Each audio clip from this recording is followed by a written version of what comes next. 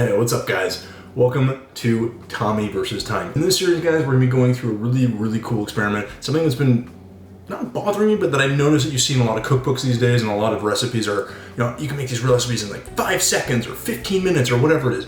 Really fast, I don't know, they just seem unbelievably fast. So I wanted to test that. So guys, in this series, what I'm gonna be doing is I'm gonna be going through cookbooks right here. Jamie Oliver's 15-minute meals. And basically finding recipes that I like and basically just seeing if I can do them. Now, I don't know, I just don't think it's possible, so we'll see what happens. Disclaimer, guys, I actually do like Jamie Oliver as a cook. He's also a professional chef.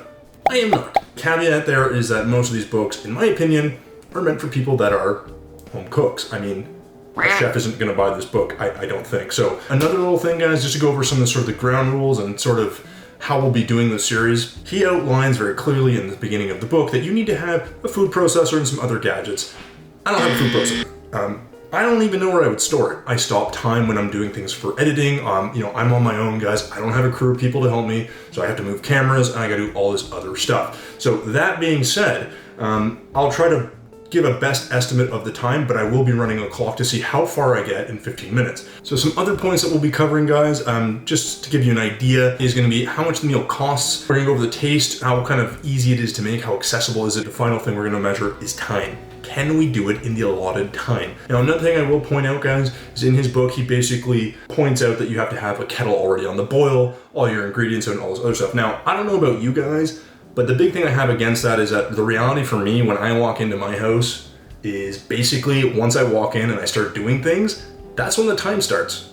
Not when, stuff is already pre-ready or made. Anyways, little things to think about. But guys, let's jump in and we'll just kind of show you what the recipe is going to be today, what you need. I'll highlight all the ingredients and let's go.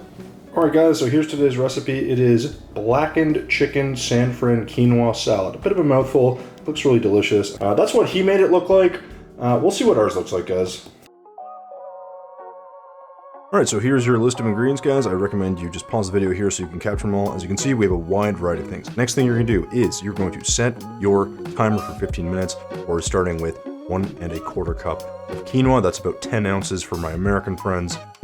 It's not too much quinoa, but it is enough for this dish, trust me. All right, in a medium saucepan, you're gonna add your quinoa, and you're gonna then cover that with, of course, our already boiling water as instructed by Mr. Jamie Oliver himself before moving on to our chicken. Now, this recipe calls for 2 chicken breasts. You could use more or less, depending on what you want, but of course, we're gonna be following the recipe here. So grab 2 chicken breasts of your choice, and I recommend that you actually cut these thinner than you think, just because this will decrease the cooking time, which is kind of the whole point of this thing. It's just trying to save time and move as quickly as possible. With your chicken thinly sliced into perfect little cutlets, you're gonna wanna add that to a bowl and add some salt, 1 large tablespoon of paprika, and of course 1 large tablespoon of allspice, or just kind of measure it like I did here. To that, obviously, you're gonna add a few swirls of that black pepper.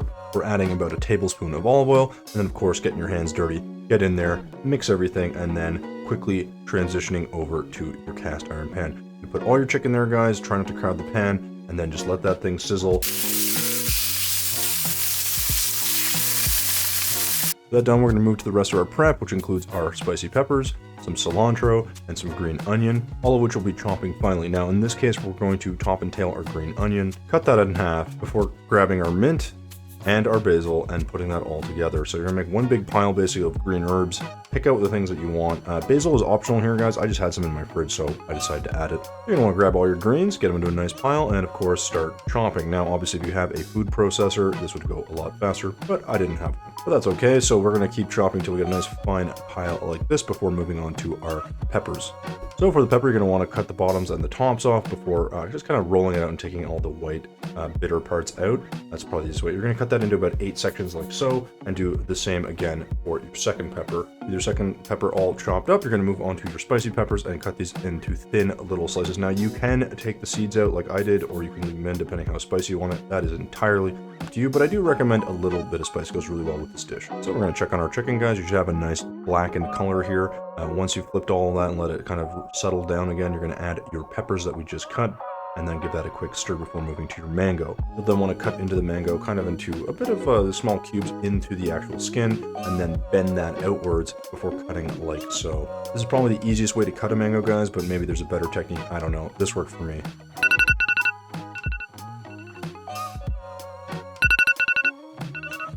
And that's it, guys. That's how far we got in 15 minutes. So we're going to start another clock and keep going and see how long this takes us. Which means we're going to keep getting our avocados ready until we then realize that we, yes, forgot to chop up our spinach. So you're going to quickly chop that into very fine little bits along with our cilantro and other things. We're cutting a lime and, of course, putting that off to the side. That done, let's go check on our chicken. It looks great, and we're going to cut that into thin strips. Again, you can use more or less chicken depending on what you like.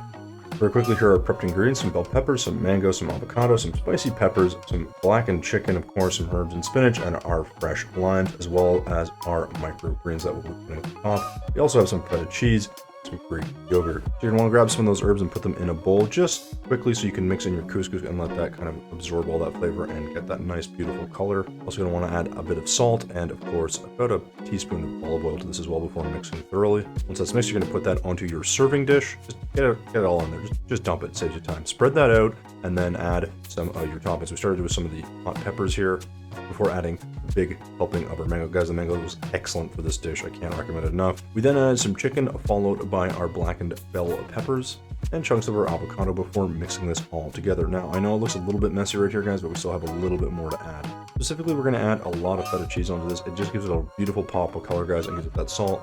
Give it a fresh squeeze of lime, followed by some random dollops of yogurt. Now, here I use non-fat yogurt, but you could actually use a 2% if you wanted to. Anything really is fine. And of course, right at the end here, guys, we're going to add just a little sprinkling of paprika just to give it a little bit of that color. And finally, we're going to add some of our microgreens on top. You guys remember where we were talking about the cost, taste, the ease of use, and time? Well, we're going to break that down right now. Alright, guys, so for cost, this was actually surprising. This entire dish cost $14.09, which, like I said, I don't know. I just thought it was going to be more expensive. That's a per plate cost because it's supposed to serve 4 of $3.52. So this scores a 9 out of 10 on cost. Pleasantly surprised by that, given the amount of food and sort of the, usually what are expensive ingredients with fresh vegetables and some chicken and that kind of stuff. So does really well in that department. All right, so for taste, guys, I give this meal an 8 out of 10. It was really tasty. Obviously, I'm not going to complain about that. The only thing I think it's missing is some texture. It could have used maybe some cranberries or some nuts or just something to give it a bit more crunch than what it had. But overall, guys, very delicious. For ease of use, guys, I'm giving this a 9 out of 10 as well. It's just one of those meals that it has some chopping and has some other stuff, but really you're not doing a lot of extra cooking. You basically got to boil some quinoa and cook some chicken and then add everything to the side. So really easy to use. I actually made it again a second time using rice instead and kind of changing a few things. It's just, super easy. And now for the big one, guys, time. Did we cook this meal in the 15 minutes that were allotted to us? And the answer to that is no. We failed.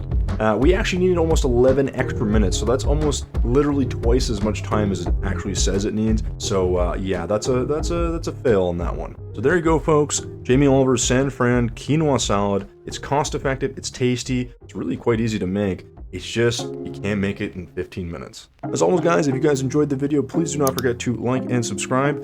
Helps the channel grow and helps us know what you guys are enjoying and to help us go in the same direction. So, with that out of the way, enjoy yourselves. We'll see you in the next one.